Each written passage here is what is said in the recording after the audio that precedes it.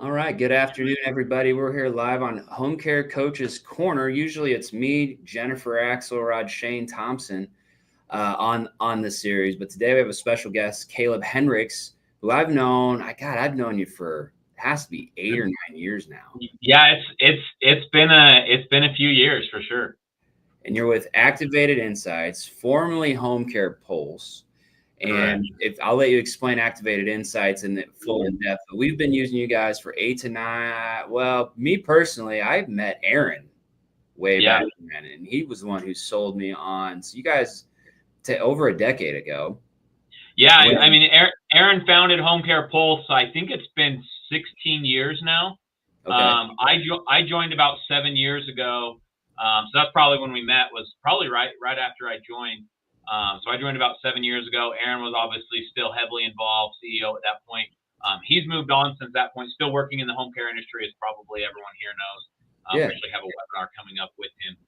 Still communicate with him regularly. He's a great man. But yeah, so we were, 16 years we've been in business. Probably about 6, 7 months ago, we transitioned our name into Activated Insights. As probably a lot of you know, basically what happened is, we were Home Care Pulse. We always focused on experience management, satisfaction management, things like that. And, doing those surveys on a monthly basis, we started getting things pointed out to us like, hey, there's some major issues in the training industry going on. Training in this industry. There's, recruitment, retention, some of these big things. And what we started to recognize as a company is, okay, there's a need out there for additional products on top of what we offered. So we started to, work on in-house on some of those things. And then we started to do acquisitions as well, and then fine tune some of those things. So back in 2020, we acquired In the Know Caregiver Training. Just to give you a little history. no, Now it's just HCP training. We've made some changes there, and then we acquired some other companies. We acquired Pre-Intent, which is another big name in the industry, but we acquired about 4 or 5 companies over the last couple of years. And so Home Care Pulse, the name didn't necessarily make as much sense as it previously did. Obviously, when Aaron Markham founded Home Care Pulse, it was, hey, we're gonna get the pulse of your business and show you any blind spots that's going on in your business, right? But with a lot of the acquisitions and a lot of the additional offerings that we offer now, we made the decision to kind of change our name to Activated Insights, where we offer a lot more now than just the basis of satisfaction management or experience management. absolutely. And you guys have evolved. Obviously, all the acquisitions. Congratulations, that's awesome for the Yeah, appreciate company. it. You said how long you've been called Activated Insights now? Uh, don't quote me on this. It's probably been like 6, 8 months, right around there. Okay, I was gonna say because I feel like I've always called you Home Care Pulse. I mean, Yeah, it's just how it is. And then my owners are like, "What's Home Care Pulse?" Because we have a partnership, obviously, where all of our owners come on, and we use you for right. QI, and we use for caregiver education. I think you're one of our top three Yep. vendors for caregiver education. Um, and these new owners came in. I'm like, "You're going to be meeting with Home Care Pulse," and they're like, "Who's that?" I'm like, and then I'm going over to my team, and I'm like, "Danny, why doesn't anyone know about Home Care Pulse?" She's like, "Well, it's Activated Insights. They know about that." And I said, "Oh, all right, cool. So Yeah. now I'm with you." No, You you're not the only one. I still catch myself when I get calls on my personal line, or my work line. I'll bet you 25% of the time. I did it earlier this week. I said, hey, this is Caleb with Home Care Pulse, and then I got to correct myself. So, habits are hard to cover up there. So you're not the only one, Dustin. I still call it Home Care Pulse on a regular basis. So no worries there.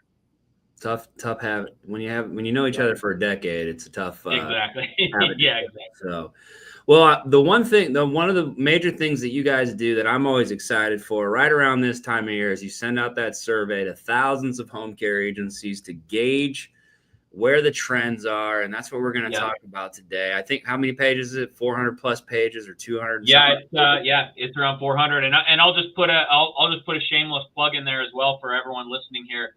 If you guys haven't filled it out, it's super important data.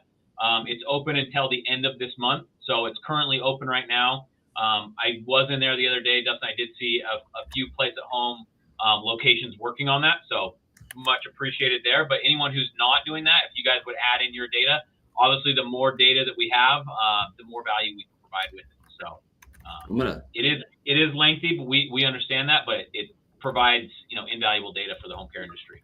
Well, I pushed it out. I sent it out to our entire system. Perfect. And I also, I used to always fill it out, and I used it. I think it's great to utilize and understand. And we're going to talk about 7 different topics today, and look at trends, which is like my favorite thing to geek out on.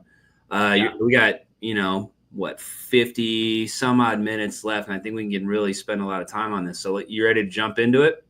Let's do it. Let's talk about what we're seeing in the industry right now. All right, we're going to start at the big one. What everyone wants to know is sales and marketing. Right? You don't have a business without sales, and you don't have sales without marketing. And so what would you say are the upward trends that are happening in the sales? Let's start with sales in the sales world, then we'll go to marketing. Yeah, so there's a lot of good things happening, in the sales world when it comes to the home care industry. We saw some big upticks in the last year, and I'm interested, obviously, as we know right now, we haven't released all the data for the 2025 report because we're still gathering that right now. But I have taken a little bit of a sneak peek in there, and I think we're still trending the same way. But what we've seen is an increase in clients, right? We've seen a great customer growth over the last year. So, when we look at home-based care, I'm just kind of looking at some of my notes here. We're at about 10.5% increase over the last year on the average agency growth when it comes to customer growth over the last year. Something interesting that goes along with that is I know a lot of agencies out there are diversifying, their sales and marketing. How are they finding these new customers, all of that? 1/3 of all revenue brought in last year was brought in through current customer referrals. Nice. Which is huge, right? So I know, like I said, it's important to diversify that, but when you look at 1/3 is just coming from one area, and that's current customer referrals, I think we've identified there's a lot of potential there. And that's obviously one thing that we do with your organization, Dustin, is, we really focus on that customer experience, being able to identify who's happy, if they're not happy, why. And then one thing that we preach here, at Activated Insights is when you have identified a promoter of your business, someone that, has openly expressed they're satisfied with what you're doing, that's a great opportunity to ask for referrals once you can identify those. Because obviously you're going to treat someone different. If you know someone, a promoter of your business versus a detractor, that conversation is going to look very, very different, right? You're not going to want to ask a detractor. And that's why it's important to know who's who in your customer base. But yeah, 1/3 of all business has come through referrals in the last year. Awesome. So word of mouth. I mean, that's always been the big one in home care, word of mouth, but mainly from direct referral sources. It's interesting that the seniors is that big themselves.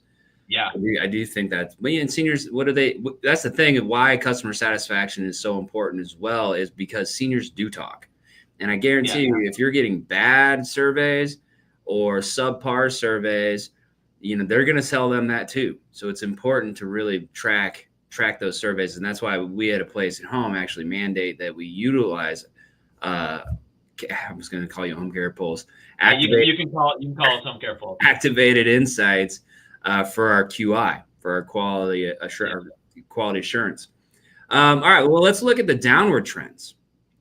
Yeah, so one of the downward trends with there is when you look at it, the overall acquisition cost per customer last year went up by over $200 per customer acquisition. So now, previously, the year previous, we were floating right around $600. This last year, it bubbled up by $208 to be specific, per acquisition, and it's now $800 per customer acquired. 800, man. Now, can you elaborate on where are they pulling that? Is that from like digital media, pay leads? So that's across the board everywhere, right? And why I highlighted earlier, one of the highlights or the upward trends was the customer referrals, is because that's one of the cheapest ways, the lowest cost of acquisition, right, is through referrals. But when we're talking to, there's a lot of businesses out there that are bringing you, bringing your business. I won't name anyone specifically, but I'm sure you guys use some of them, different online lead generations, things like that. Costs have gone up there, and then different referral partners, things like that. So it's across the board. That's an average, right? But overall, the average has gone up. I think the majority of that cost is going to be those online lead gen platforms that people are using. Those costs have really gone up high. which is interesting as well because those online lead generations as well have the highest turnover rate. Yeah. So not only is it the highest acquisition cost, but it's also the highest turnover rate. And it's the low hanging fruit, and that's, Yep. I will say, like, we have a lot of owners here at A Place at Home, and we have some that are just natural salespeople that are going to go out and just crush their marketplace and get those direct referrals. But a lot of them, when they first start, have to depend on lead gen until they get comfortable having those conversations. Yeah, absolutely. And it takes a while to build up that reputation in the community. For sure. So we have, all right, so let's summarize here. Word of mouth is number one right now. Yeah. Where would you say? So you say the cost is $200, but let me ask you this: where does lead gen and paid leads and digital fall? If you don't know it, but where would you guess in that realm? Because you get leads from direct referral, word of mouth, senior. Mm-hmm. Then you get it from your referral sources, direct referrals. Then you have your SEO, your Google paid leads are expensive too, and all that stuff. There's another one. And then you also have your fourth bucket, your paid leads. Right? Where would you say your paid leads versus maybe Google AdWords or digital marketing goes hand in hand against each other? They flip. You have them right there in perfect order. They kind of flip flop between that third and fourth. There's some agencies out there that have really focused a lot on Google Ads, SEO, where they do get a lot of leads from their own website. Obviously, you think, oh, it's just my website, I'm not paying for that. No, you are paying for that. Because you got to pay for all those Google ads and social media ads and everywhere else there, right? But yeah, so I mean, I think you have it right in the right order. We have seen a little bit where some of those lead gens do jump up on cost, and it's really just a priority. But though you named it referral source, or I guess customer referrals, referral sources, paid SEO, and then ultimately lead gen. All right, so let me ask you this one, and I know we had a little bit of a script here, but I told you we're going to have a conversation. Is there any new referral sources that you're seeing emerge? I have not seen any new ones yet. Like I said, I'm interested to see what the data shows from this year coming out. I have not seen any like big players yet, I guess.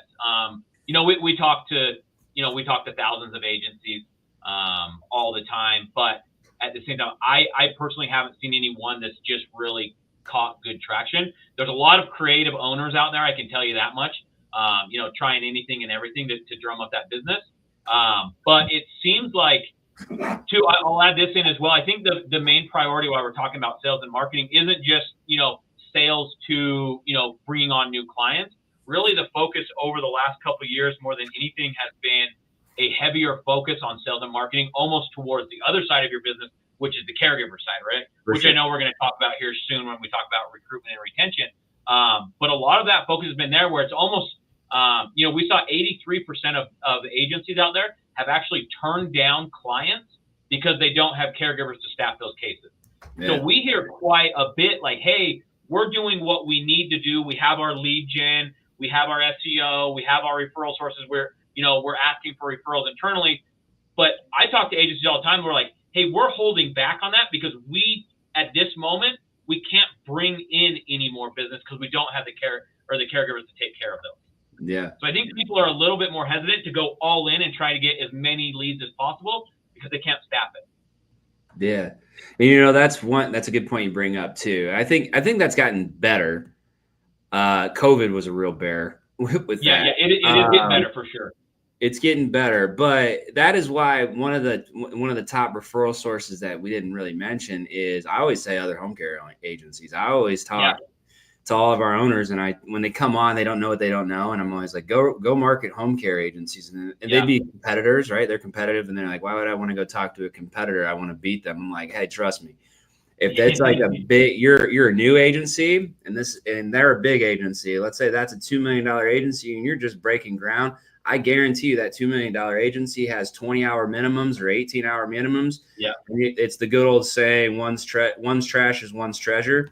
You need to market them and get those 3 to 6 hour a week clients just to get you going, right? And also become that partner, because if they're like you said, right? Like I'll never forget, I did $250,000 of annual business with a competitor of mine who was attached to a CCRC. So the CCRC had every service available, home health, hospice, huge in Omaha, Mhm. and they had their own home care. Well, they're self-feeding themselves. So Right, all that overflow where they couldn't staff, they sent it to me. And I was the only one marketing the guy. Like I would go to it, and we did $250,000 of business with them one year. So yeah, no, and we see that all the time. I love going to these, these national conferences, and we've seen you there at multiple as well. But it's funny, I'll talk to people, and it's like always the group, and like I know you guys are in Omaha, right? You like all the home care owners in Omaha somehow end up together, and like you technically look at each other as competitors, but at the end of the day, it's hard to be successful without your competitors in this industry because people are passing leads. Hey, we're not able to staff this, or this just didn't work out. We also see it, on the caregiver side where caregivers are working for multiple agencies to pick up additional hours or whatnot, right? So, yeah, I think that's a great point that you bring up. Being friends, I guess, with your competitors, specifically in your geographic area is a huge, huge benefit where you can bring in additional employees, where you can bring in additional revenue. Yeah, we call them frenemies. Yeah, exactly. But yeah, don't. I would. Yeah, I mean, I think that's a great point you brought up, Dustin. I would definitely not avoid the other agencies in your area. More than anything, reach out to them, right? Become their friend. Yeah, and the ones that are probably doing well are going to be open arms, and the ones who guard you probably aren't that great, anyways. Yeah. Is what I always say. So, yeah. Sure. One more question under this topic, and then we'll move on. Where is there room for improvement by agencies, do you think, in sales and marketing? I think room for improvement there is understanding your customers. I mean, we kind of sound like a broken record here talking about it, but you guys really emphasize it. At a place at home is understanding that quality assurance, right? Understanding what your clients and caregivers are saying about you. So if you're not using us, or if you're not using something where you're really getting an insight into what your clients and caregivers are saying about you, and understanding which ones are happy and which ones aren't happy, obviously identifying which ones are promoters so you can ask them for referrals, and then find out which ones aren't happy so you can fix those issues. So then later on down the road, you can ask them for referrals. I think that's a huge miss if you're not doing that. So, we see that across the industry. You guys are definitely well above the curve at a place at home, the whole franchise system doing that. But I think that's a big miss for a lot of agencies, not understanding what their clients and caregivers are saying about them. And then on top of that, not only understanding it, but then taking action on top of it. Because we have tons of customers in total transparency that are using us. We're giving them the data, and then they don't do anything with it. Yeah. Which I think is a big miss there. So find out what they're doing and then take action on that. 100%. When I ran my individual agency, I used to look at them all the time. And the funny thing about the feedback is, there's a saying like customer service is my thing. I grew up in it. I started my career with Enterprise. And if you do Enterprise at all, rental car, ESQI, customer QI, quality assurance is like, they punch you in the face with that. That's where I got it. Right. Yeah, for sure. So with us, it's like, all right, you get one bad score, the rest are 10s, right? A couple things on how to drive scores. Mm-hmm. That person's crazy, but you get 3 people. Not everybody's crazy, right? You got to for sure. Yeah. Reading and listening to what they're saying. Same with the caregiver side, which we'll get into retention here. But the other thing is one thing about the surveys is people get so mad when they get an 8 or 9. And they said, this training I give to people is when you get an 8 or 9 and all the comments are so positive, but the mindset of that senior is nobody's perfect, right? Right. Yep. And so the difference between that 8 to 9, what I always say is because you didn't show that you valued that 10. So I used to have stickers on my computer, on all my employees' computers that says, would you give us a 10 if surveyed today? And my expectation was every time they talk to a client or caregiver, but at the end of that conversation, they ask that client, if you got a survey today, would you give us all 10s? And if they said yes, then that's in their minds when they do get that call. Yes, I will give them all 10s. So something that we push and preach here. And if they say and we try to do the same thing when we do the surveys with all of your clients and caregivers. We let them know, hey, a 9 and a 10 is considered good or being a promoter. Anything else after that, we call them passives, right? An 8, in our mind, a lot of times is like, oh yeah, an 8, no one's perfect. But an 8 in our mind is like, hey, you're passive. You're not a promoter, right? So we try to do the same things, like push for that 8 or the 9 or 10, excuse me.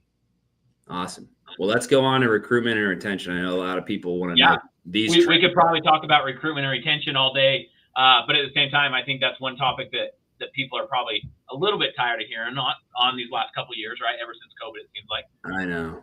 I think it's getting better, to be honest with you. Yeah. In retention, I think it's. Yeah, I agree. It's gonna be interesting to see. You know, obviously as we're rolling out the data and collecting it right now, we'll have that information here in a couple months published. But I'm interested to see what it does, because I do get the overall general feeling, just talking to people across the industry, that the retention issue has gotten better. Last year, you know, as many of you know, we were at 79.2%. So nearly, you know, 4 out of 5 caregivers that came in the door would be gone within the first year, right? The majority of that happening within the first 3 months, which is another kind of interesting topic there. But I would anticipate, and you know, I could be wrong, but I would anticipate that this year is probably going to go down a little bit from that, which is, you know, a good thing.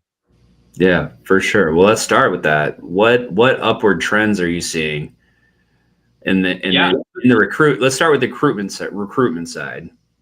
Yeah, so some interesting things that we saw in recruitment. I don't know if we want to call this upward or downward, but when we look at recruitment, obviously everyone's really been focused on that with the caregiver shortage, you know, over the last 4 or 5 years.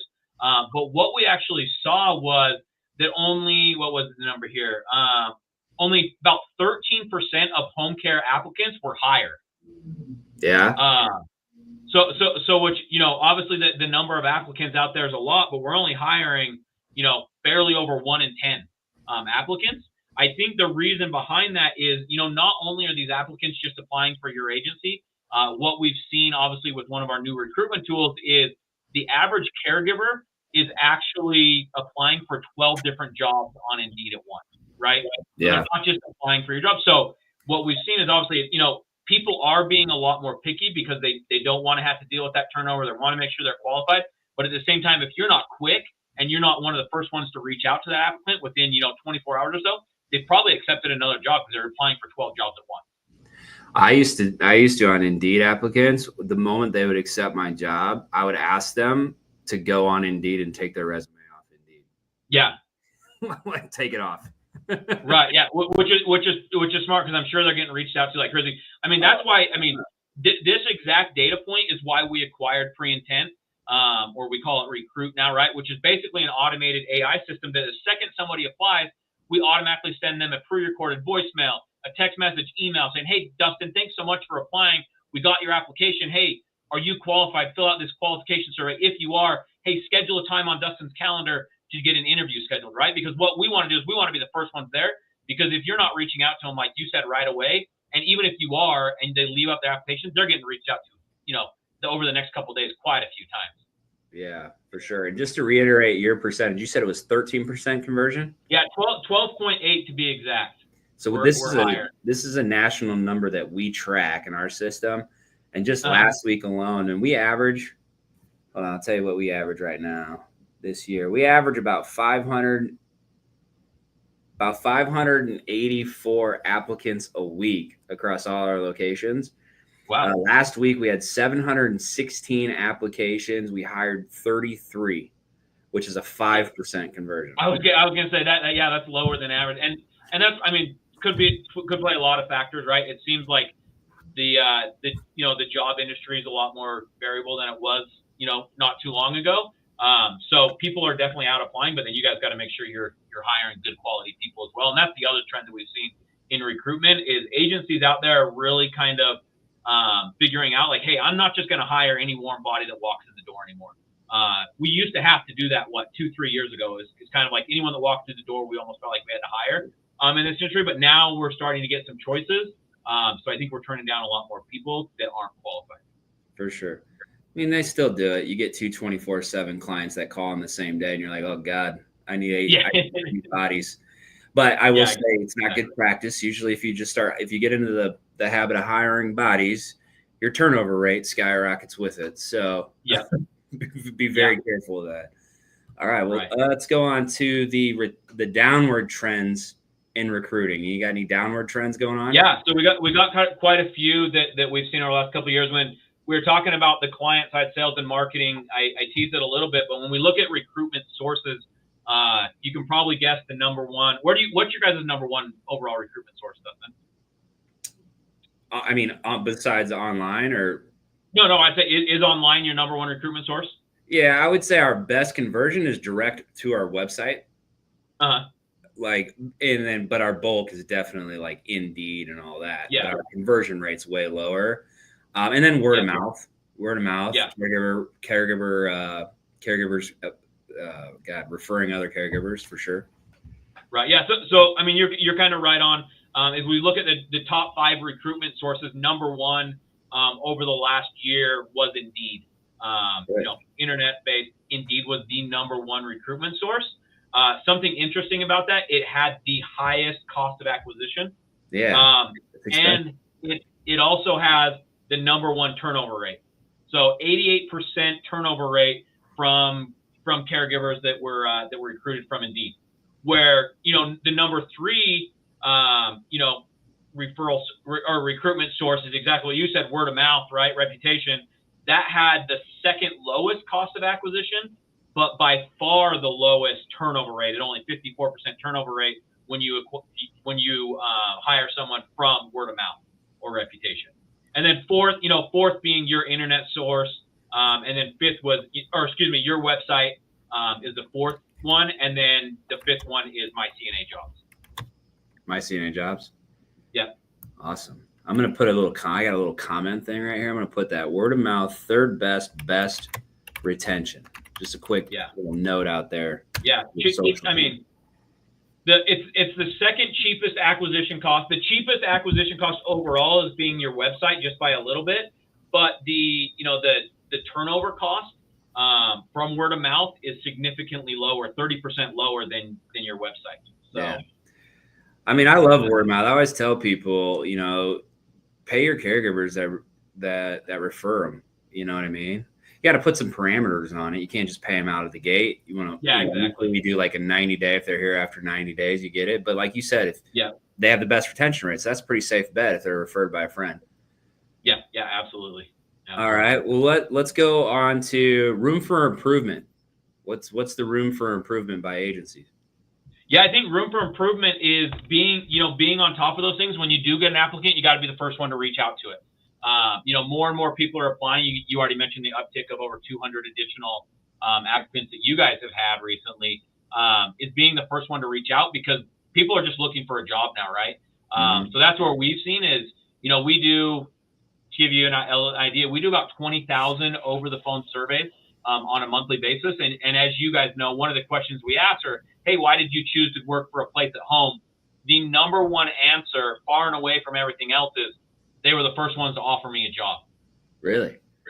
So I would say, you know, the area, you know, that I would point out to everyone is be the first one. If you got a process in place, you're using a technology, if your recruiter's on top of it, you've got to be one of the first ones to reach out, if not the first one to reach out, because people are looking for a job. And, you know, if they've taken a job, they'll take their listing down, their application gone, and they're with someone else before you know it. For sure. All right. Well, let's go on to retention. We kind of intermixed the both of them, but all right, if you want to do some quick hitters, what's an upward trend in retention? Yeah, retention. Earlier, I mean, it's down to 79%, right, or something like that. Yeah. So turnover rate last year was 79%, which was an increase from the previous year. What we have seen when we look at the positives is the majority of that turnover rate is happening within the first 100 days. So the positive thing is agencies that have figured out that onboarding process, the initial training and all of that, are usually keeping their caregivers a lot longer, because if you can get a caregiver through those first 3 months or the first 90 days, which is a crucial point, they'll stay with you long term, right? We see very little turnover after that point through the first year. The majority of that turnover is happening within the first 100 days. So another area to focus when we look at retention is making sure that you have a good onboarding process to make your caregivers feel confident enough to stay for those first 90 days. Once they feel confident and comfortable, they're going to stay with you. For sure. So let me ask you this. This is a question I always get from owners. How long should orientation be? Yeah, no, great question. You're kind of leading into probably where we're headed next when we talk about training. Yeah. What we have seen with training is the agencies that are doing 8 hours of onboarding training and 12 hours of ongoing training, additional ongoing training throughout the full year. So a total of, 8 and then 12, so 20 total hours throughout the year. Their revenue was up over $1 million over agencies that were just doing the bare minimum. So where we're saying you need to be at least 8 hours of onboarding or onboarding training. What was the revenue you said? Over $1 million? Yeah, I don't have the exact number up. I want to say it was right around 1.1 million. The agencies that were doing at least 8 hours of onboarding and 12 hours of ongoing. Gotcha. All right. Oh, I have it right. Yeah. So I just looked it up. So yeah, an increase of 1.1 million in revenue by offering at least 8 hours of orientation and 12 hours of ongoing training. Gotcha. Data. And I want to go back to your point about remember I said right now we have about, how many caregivers do we have? I'm looking this up as you were talking. We have 1,297 active caregivers. So okay. Across our system, if you were to guess what percentage has been over with us for a year, what would your guess be? Trivia time. Probably less than 20%. Ours right now, we have 14.6%, 731 days, which is pretty good. That's a long one. Yeah, that is pretty good. And then we have over a year, 13.22. We're at about 30% as a system. Okay, yeah. So that's above average. But the biggest one is 181 to 365 is 23% by itself. But the majority of our caregivers are all under that 180. So right. Yeah, and that's what I was saying. The majority of that, and if you can get them past that point, they'll usually stick with you longer, right? That's where we see the constant churn is within the first couple months. So yeah, and we're gonna go to training. So 8-hour orientation, essentially. 8-hour orientation, 12 hours of ongoing training. What do you think about? And I'm sorry, I'll go off script here, but I think this is important. Do you think that an 8-hour training consists of really hands-on? Like a lot of people want to do skills labs, and then a lot of the little agencies just do like Activated Insights or Care Academy or Relias or whatever not, and put them on there. Yeah. Which one do you think? Obviously, you're on the digital platform, so you might be a little biased, but which one do you think will have more of an impact initially in that 8 hours? Is it the hands-on or putting them in front of a screen? So I can tell you what brings your highest revenue in. It's in-person training. So revenue per care employee trained in person brings in an average of $17,071. So one thing that we believe here, obviously we have a digital platform, right? Where you can take all your training on your phone, online. But one thing that kind of makes us different than everyone else is what we believe in is we call it blended learning. It's hard to get someone to do all of their training in person and even have a trainer to be doing every single individual coming in 8 hours of training. But we believe in blended learning. So doing a mixture of both is where we've kind of seen our sweet spot. I think, obviously it's important to have both of those involved. You can't just do one and you can't just do the other. So yeah, I think a mix of both would be my answer, Dustin. Is doing some of those. And what we do, obviously we have all our courses online, but we also offer instructor-led PDF courses with all of ours as well. So your nurses or your trainers as well can use our, basically lesson manuals to do those in-person trainings, so people are getting that human-to-human interaction during their training. Awesome. Well, we're on training. Might as well ask those questions. What are the upward trends in the training the training data? Yeah, so we have seen a big increase over the last year of providers offering a clear career path with their employees, right? And I think a lot of that uptick is, more than 80% of agencies out there are now using an online training platform, either ourselves, Care Academy. There's a couple other out there. Obviously, we're probably the two big players in there, but the majority of agencies are doing that, which now provides a career path as well. It's not just, hey, whatever training we have in-house. It's like, hey, if you want to specialize in Alzheimer's and get an Alzheimer's Association certificate, hey, we can now offer that through our platform. If you want to specialize in diabetes, Parkinson's disease, whatever, right? We have over 500 courses. So being able to offer a career path has been a big boost, which has helped with training and retention as well over the last couple of years. And it seems like that's becoming more and more of a trend. We're onboarding hundreds of agencies every single month onto our learning platform because it's becoming more and more crucial. Awesome. What are some downward trends or mistakes being made in training? I guess you would say. Yeah. Downward trends. Yeah, I think some of the downward trends when we look at training is only 44%, I guess 43.8% of home care staff when interviewed last year said that they felt completely prepared to take on a new client. So less than half of your caregivers are saying they actually feel prepared going into a new client's home. Huh. That's it. Okay. Yeah, that is interesting. Which I'll point this out as well, which that's really interesting, right? Which is actually down. However, customers, this was the highest year ever that customers felt like they were more satisfied. When we asked your client, how satisfied are you with the ability of your caregiver? This last year was the highest rating we've ever seen in the history of asking that question. So conflicting data. Which is kind of contradicting itself, right? It's like caregivers are saying they feel less qualified than ever, but clients are feeling like their caregivers are more qualified than ever. Yeah.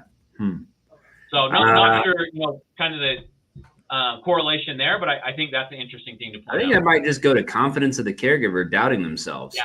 You know what I mean? Make it till you make it, right? Yeah. They go in there, they do great, but they're never satisfied, which I guess isn't a bad thing, but right. You could start by trying to work on your caregiver's confidence. And it's those reiteration or additional touch points. Like one thing we try to always do is have somebody from our office meet a caregiver on their first shift, so that they feel prepared. It is an awkward situation unless you're like a serial home care caregiver. Right. If you're like just getting a new job or this is your third client, going into a new client's home alone, not knowing anything except what you read in WellSky or one of the other CRMs, right? There's a picture, but it's still, it could be a little shaky. Yeah, absolutely. All right. Well, we got three more topics here. Yeah. Well, in training, is there any room for improvement? Yeah, I mean, absolutely, there's room for improvement. What we're seeing is, one thing that we've been tracking is only 24% of agencies out there are actually tracking hospital readmission rates, which is one thing that we've started to really track, right? Is the agencies that are tracking hospital readmission rates, that's a great sign to know, are your caregivers doing what they should be doing? Are they offering all the services, right? And I think that's what goes back to what I was saying earlier is on that specialty training, is really, offering your caregivers that specialty training so they can do above and beyond than just like, companion services or whatever, right? So I think that's an opportunity that if you guys are not tracking the hospital readmission rates is a big opportunity. Well, I'm glad you said that, Caleb, because that is the number one agenda piece that we are pushing across our entire. Oh, is it? Yeah.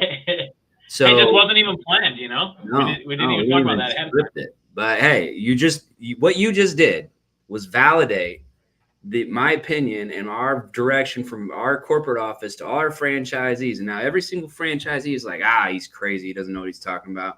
Now you just put an extra stamp of approval and you're a data guy. I'm just an opinion guy with a vision. But, I always say this. I share this story on many of these podcasts and I always come back to it and you opened it up. So I'm going to take it again. 12 years ago, home care was known as sitters. We were babysitters. Mm-hmm. Third-party payers are now in the mix. We are looked at home and community-based care is being pushed by third-party payers, by the government, by insurance companies, everything right now. We have to get out of being the sitters and start tracking our outcomes and our quality, and then being able to show that and track that is what's gonna give you an edge with referral sources. Because I was talking to a owner the other day. I don't know how well you know WellSky's system. I say WellSky because they use all that. Yeah. I mean, I don't work in it day and out, but I'm pretty familiar with it. But they have a changing condition function, right? Mm-hmm. Caregiver goes to clock out. They click changing condition, and they mention what changes. That shoots back to the office. And then I got into one person's profile the other day. They had 18 changing conditions sitting there that are 2 months old. I said, did anyone work these? They're like, I don't even know what this is. And I said, guys, I've been hammering this for months now. I pause right there. this is the difference between home care right now and everybody else in healthcare. If a home health company or a hospice company or a SNF or a hospital or a doctor or a nurse had 18 unchecked tasks that were made by a patient, they would get penalized up the wazoo and probably terminated from their job.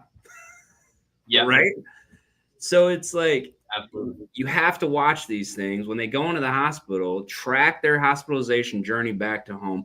And that's what's going to give you that edge. And you just, again, you solidified it. And I heard it. And I just said it in my chat to all my franchise owners who couldn't be here. 24% of agencies do that. Yeah. So there's a huge opportunity for the ones that aren't doing that, which obviously you identified. All right. I'm glad you know what? I'm going to have you on here more often. Unscripted, unplugged. Right. All right. Let's see here. I got out of my questions because I was typing everybody what you said there. All right. We're going to go to finance. Okay. My favorite thing. What are the upward trends in the finances of home care industries? Yeah. So we saw some good increases, over the last year. The median revenue per agency rose by $292,000. So there's definitely growth out there. What was that? Say that one more time. I missed it. $292,000 increase was the median revenue. Nice. So went up by almost $300,000 last year. Across the industry. That's nice. You think what are the average bill? What's the average bill rate? You have that in front of you? I do not have that in front of me. I can look it up and send it to you, but I don't have it in front of me. And the thing with the average bill rate as well that I will mention, Dustin, is it's very dependent on geographic location as well. Sure. So as you know, we break that down. I don't remember it off the top of my head. But yeah, I mean, it's very dependent on, Southern California is very different than Omaha, right? So for sure. Kind of depends, which we do break it down. And the Northeast is usually our higher dollar ones as well. Yeah. Northeast and the coastal areas across the board are usually higher on both sides. What are some downward trends? So downward trend is we saw, let me pull it up here. So what we saw is only 29% of agencies out there are starting to bill for the duration combined with skill level, right? So what's happening is over 60% of agencies out there are just solely billing on the length of the visit, right? Hey, you're doing a 12 you need 12 hours of care. This is your price, right? Where what we've seen is the most successful in the agencies that are really growing the most when it comes to revenue are starting to not only bill just for the duration, but also combined with skill level and what their needs are, right? So obviously, an Alzheimer's patient might be billed higher than someone that just needs companion care or, sure. Cleaning or whatever, right? So I think there's a lot of opportunity there that only 29% of agencies out there right now are actually billing based on that combination of things rather than just solely length of visit. So specialized care versus maybe personal care versus companion care versus homemaker services, right? Yeah, and that goes back to the training as well, right? If you can say, hey, I have a caregiver here that's going to take care of you that's certified in diabetes care, that's going to be a lot more valuable to someone who's not certified in diabetes care, and you can charge for those types of things. For sure. Huh? Interesting. I mean, it makes sense for and we do variables, tier 1s, tier 2s, tier 3s, things like that. Right. So that's good to know. What are some rooms for improvement?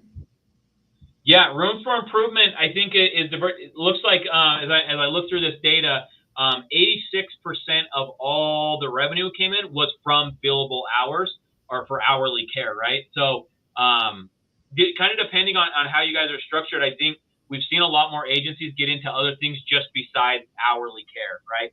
Sure. Transportation's one of them, and there's a few other things, but the majority of what we're seeing is just billable hours as far as revenue goes. Where that was a big increase last year. There is some agencies that are starting to diversify a little bit and doing more than just billable hours. So I think there's a potential to make some additional revenue there. Yeah, I think care coordination is a good opportunity as well. If you can bundle in you can put like a flat package. I know a lot of people are doing tech packages now as well. Like Sensi AI and things like that. Yeah, exactly. And then payer mixes. I want to shift over to that because I know a lot of people. Where are we seeing our payer mixes now? Like private pay, VA, Medicaid. Do you have any data on that? Yeah. So I mean, private pay is still number one. I'm trying to see if I have that. Do you have a percentage? You'd think I'd have all 400 pages memorized. Come on, Caleb. Unfortunately, I don't. I'm not. I have to dig a little bit deeper. And I know we don't have an overwhelming amount of time, but yeah, private pay is still number one. Okay. Obviously, diversifying those payer methods is super important. Not putting not all your eggs in one basket. Just look one other place before I. Sorry to throw you on the spot here, but this one's no. good. You're good. That's what we're here for. I have agencies. Some agencies are like 80% third party payer, like VA, Medicaid, and I'm always like, man, we got to get that down. Yeah, I mean, I think it depends on the state as well. For sure. VA, Medicaid, it all pay. Some states are, there's margins there, and there's other states where there's zero margins when it comes to like VA pay. So I think you do. I think that is an important thing to keep in mind, though, is like you've got to see what where your state is to know if it's worth it. Because I mean, we talk to agencies that like they don't do anything but private pay because there's no margins anywhere else. But then we also talk to agencies that do 90% VA and Medicaid because that's it's easier for them and there is margins there. So I think it is very dependent on where you live. It would be easier if it was, hey, this is how it is across the board for everywhere, but unfortunately that's not the case. Yeah, no, for sure. Well, and I know there is companies out there like Paradigm and a few other ones that will really help you understand where you can take advantage and diversify your payer sources. Yeah, that's another partner of ours that every owner of ours uses Paradigm for credentialing and everything like that. Well, the thing about third-party payers, and I've talked about this too, is the VA. Let's just use the VA as an example. And I always recommend to our owners, even if the bill rate isn't very good in their state for VA or Medicaid waiver, just because you get credentialed on it, it might be a pain in the butt. But just because you get credentialed on it doesn't mean you have to accept everyone that comes through it. Right. However, so this was 10 years ago when Jared and I got VA credentialed. No one wanted to do it. There were 60 days billing time. They short paid you or they didn't pay you, and they send you back an EOB that says you missed bill, and then you got to rebill, and you're always chasing, and it's just a giant headache. Well, today with Paradigm, or even if you did it by yourself, but we use Paradigm, the bill rates are pretty good. We're all across the board on VA. I haven't seen really too bad of VA rates, but the pay time is like 5 days nowadays. And so my point is now with the new rates going up, the speed of pay, they flooded. The credentialing process got flooded with providers. Texas is shut down, no longer taking providers. California is shut down, no longer taking providers. A lot of our owners who are coming in are in counties that aren't taking providers.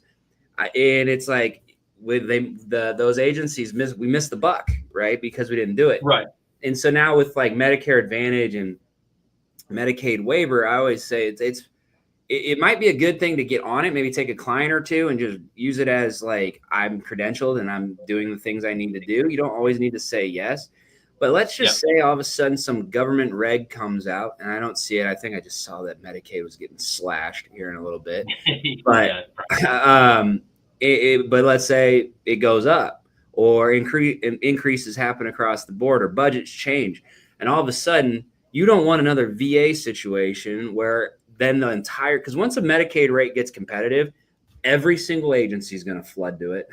And it's going to backlog. Exactly. And DHHS, that poor little credentialing lady or guy, is going to can't keep up. They're already usually angry people, and they're going to be even more angry. So, all right. Well, let's move on here.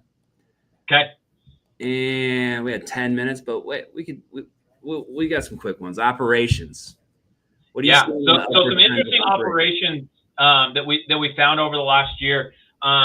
Only 16% of customers actually requested their own service, where 57% of all business in this industry actually came from family members requesting care for their loved one. So family member, 50%. 57% of all business came from family members requesting care for, either a spouse or a parent or a grandparent or or whatever it might be.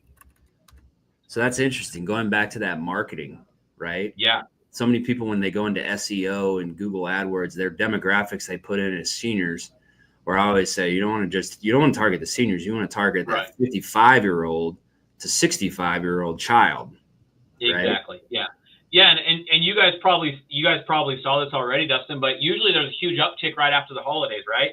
Like, hey, we go home, we spend time with mom and dad, and we realize, hey, mom and dad probably aren't okay to be home by themselves all the time. Right. And then we see it and it's like, hey, the siblings get together, the kids get together and say, hey, we probably need to call someone for mom, or we probably need to call someone for dad. So that's where we've seen a lot more. And then, obviously you go back to marketing, the younger generation is always on their phone. I mean, you're probably like me. I don't go to a new restaurant without first looking at Yelp for reviews or going, hardly anything. Anything I do now, it's like, oh, let me look up what the reviews on this place are. I was looking at an Airbnb the other day, and the first thing I do is look at all the reviews, right? And I think that's what the younger generation does when they're looking for care for a family member. Is they're going to get online. They're not going to be making phone calls and interviewing. They're going to be going online, seeing what people are saying about you, and then going on from there. 100%. Again, you reiterate everything. Look at that. We're in sync here. That is a huge for us. Our owners do a phenomenal job. I think we have 800. We just broke 800 total system-wide 5-star reviews across the entire country. Oh, nice. We have about 45 owners, so 800 divided by that, whatever. And what people don't know, when Google changed their algorithm, I think it was maybe 2 years ago, reviews is like the number 2 SEO driver nowadays. Yeah. And so not only are people reading you, that's how you become relevant. I had a location who came out and did like 6 months, and she just asked every single person for reviews. I think she went from 0 reviews to like 45-star reviews from family members. She's one of our fastest growers. And if you were to Google like a home care agency who just kind of starts, you're never on that map list on the front. No, yeah. She's like 3rd on the list within a year. Like, yeah, that's pretty impressive. That you don't see that happening very often. No. Now she's in a smaller city too, but still, it's a huge push. And Jen, to reiterate your after the holidays, obviously I track quarters. Right now we're at a 16% growth quarter over quarter. Holidays are always that November 25th time until January 2nd is usually like the slowest dead period, or actually it's been really busy. It's just a weird blend, but yes, usually after the holidays we get a quick bump. Yeah. Families get together and start talking about it. But something going along that as well, when we talk about like, hey, the majority of business now is coming through like families. It's not the individuals raising their hand saying they need care. We also saw that only 27% of families are actually satisfied with the care that their loved ones are getting. Ooh. So they're also a little bit harder to please, right? Because they're looking on it from the outside. Yeah. Is that a downward trend? That is a downward trend, yes. I feel like expectations are when you think about, but pre-COVID, when average bill rates were 26, 27, 25 in states, right? Mm-hmm. Post-COVID, I think our average bill rate right now across our system is $35.66. It's a $10 increase. When you're paying for something like that, I mean, I think the level of expectation goes up. Oh, absolutely. Right. We were talking the other day. There was someone who brought up to me, they're like, well, I want to look at this executive care model. And I was interested in it. And this executive care model is like you hire caregivers, you pay them a lot more. They're a different type of caregiver. You train them on how to dress someone a certain way. Like they're like their personal assistant almost, not a caregiver. Uh-huh. And then I had someone come in and say, I don't want to touch that. And I said, well, why don't you want to touch that? They said, I've done that. They are the worst clients to please. Yeah, harder to satisfy for sure. Yeah. So still a big market though for that higher end. Yeah, absolutely. And I think that's just something that we're going to have to adjust, as an industry. This is a new trend where the family members are the one requesting the care, but now we have to adjust. Okay, not only are we trying to satisfy the client themselves, but also the family member who's not there, day in, day out a lot of the time. Exactly. So I guess that's an area of improvement. Is there any other areas of improvement in operations wise? Yeah, I mean, I think that's the main area of improvement. It shows that 50% of customers found themselves stopping service to look at other providers who could offer a higher level of care. And when I say 50% of customers, that's 50% of the family members have considered looking at other care. You know, it's funny. Again, funny you say that. I used to say sometimes it's not bad coming in second, right? Yeah. And I think it starts with the expectations set up front. So another training piece for people watching is whenever you are that first agency, I think another thing is overpromising. When someone comes in, be honest. I always say be honest and be humble. If someone comes in and says, I want 3 hours in the morning and 3 hours in the afternoon, and you say, I'll give you the same caregiver, no way in heck are you going to be able to accomplish that. If you go in there and you say, all right, 3 hours, 7A to 10A, and then come back at night for a tuck-in from 7P to 10P or whatever, I'm telling them you're probably going to see 8 to 10 caregivers a week. Not going to lie to you. And it's 7 days. And then they get upset. Here's what they do. They're like, that's crazy. I mean, I'm just being honest. Well, so-and-so said they can get me the same caregiver. Great. Go with them. I'll call you in 2 weeks. And then you call them and they're like, all right, you're right. And so I think it's just it's setting yourself up for success is just being honest about the industry. No one is not going to have a call out rate. Someone's going to call out. Someone's going to no show. A caregiver's going to have something crazy happen to them eventually at some point in time. Just don't hide it, right? Just be honest and say, I will be there every step of the way. If something's not working out, you need to talk to me and I'll make it right. And I think that's one thing we really push. Let's talk about the customer satisfaction to close out here. We have overall satisfaction, client and caregiver. What are the upward trends for client satisfaction and employee satisfaction? Yeah. So overall satisfaction across the board has been really positive. That was kind of, what Home Care Pulse was founded on. And it's still kind of our bread and butter. What we really believe in, right, is, the importance of employee and customer satisfaction.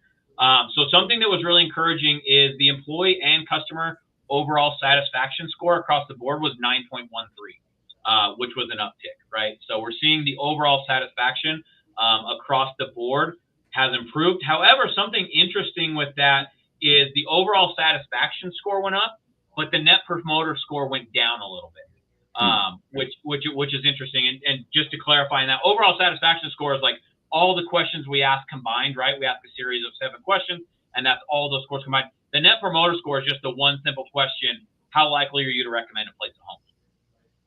So that where that score went down just a little bit, maybe people aren't as willing to, go out of their way to recommend you. However, they are overall more satisfied.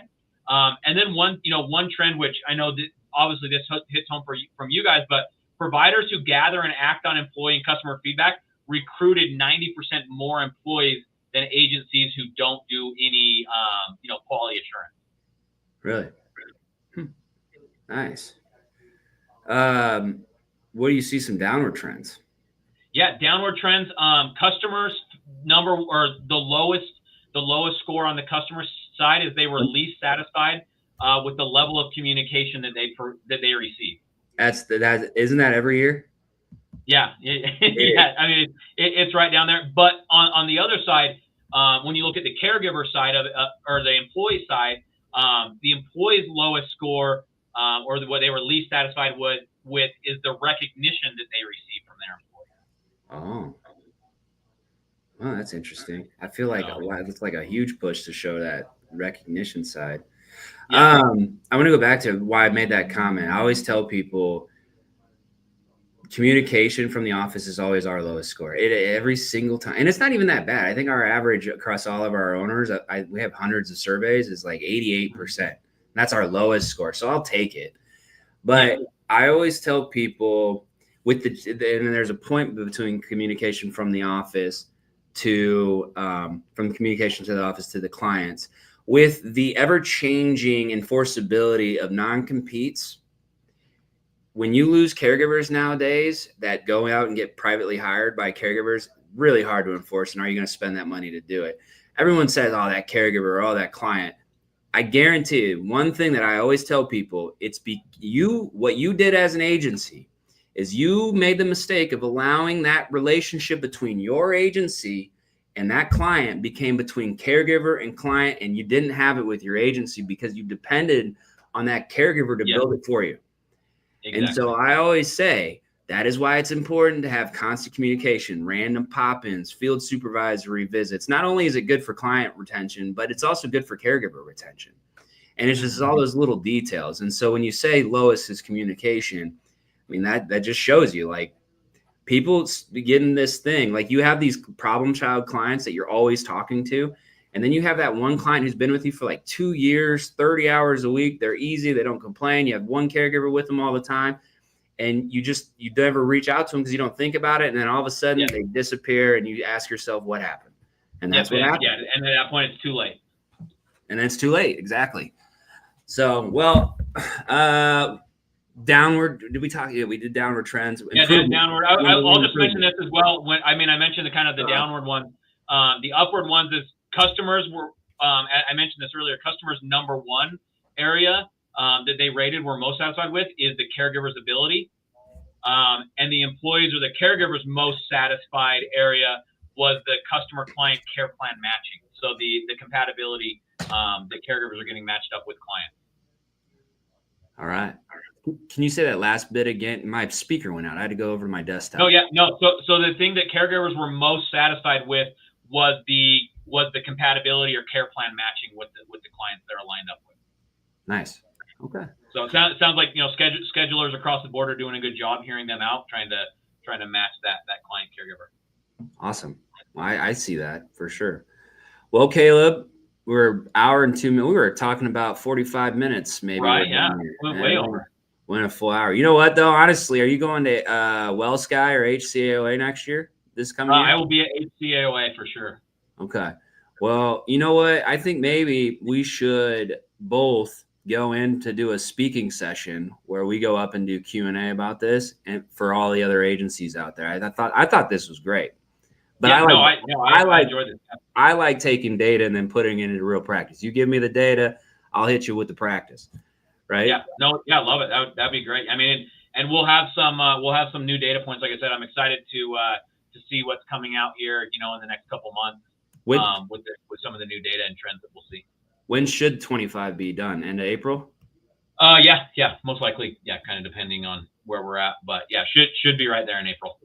Perfect. Maybe in the summer we do it again and talk about any new stuff. Yeah, absolutely. Love to do that. So, well, thanks, man. That's our time, and I appreciate it. Okay, appreciate it. Thanks, Dustin. Value our relation. Are you coming to Omaha? I think somebody is. I don't know if it will be me, but I believe somebody is. All right. I'll have to look at the schedule. Schedules get crazy for convention season. So. I know. Well, if you're here, hello. If you're not here, hello to whoever's here. So okay, absolutely. We'll appreciate it. We'll talk again soon. Okay, talk to you soon. Thanks, man.